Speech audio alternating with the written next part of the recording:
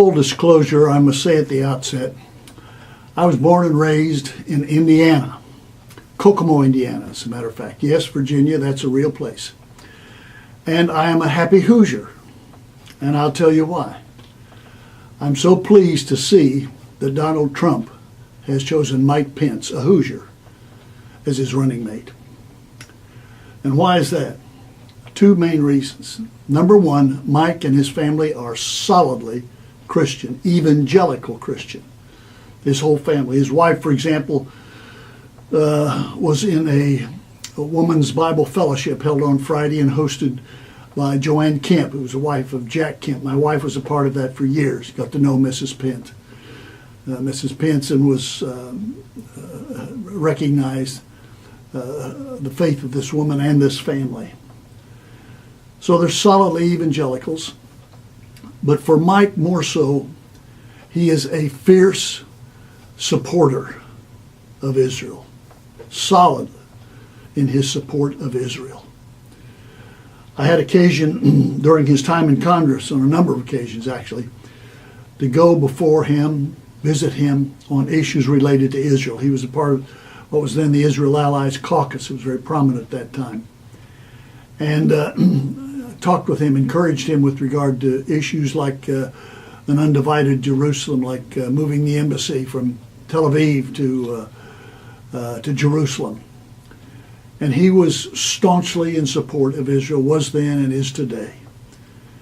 And I think that's very important for our candidates.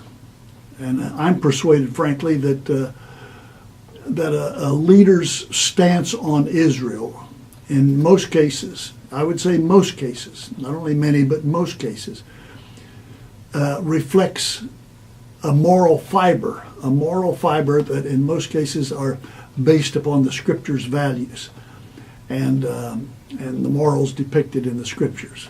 That is not true of the Clinton administration, Hillary Clinton, or of Bernie Sanders. Bernie Sanders, I would say, and I mean what I say in this, for all practical purposes, his attitude toward Israel is as a Jewish anti-Semite.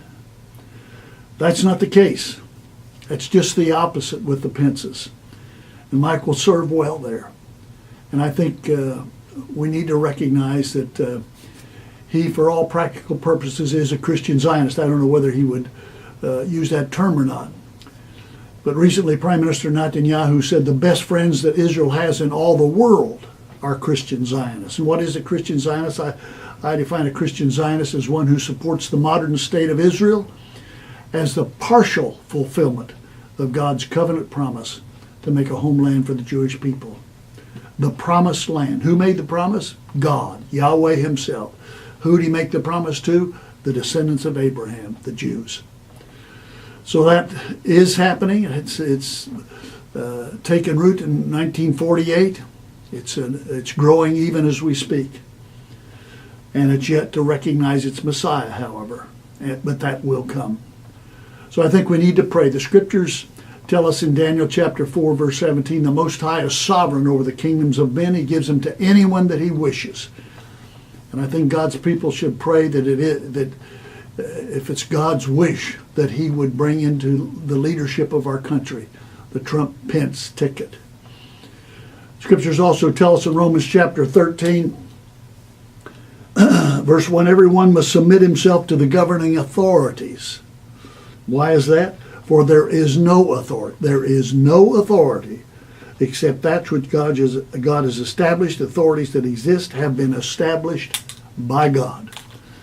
And may it be his will to establish pro-Israel and reflect the same morals and values based upon the Scriptures that they would reflect as a result of their stance.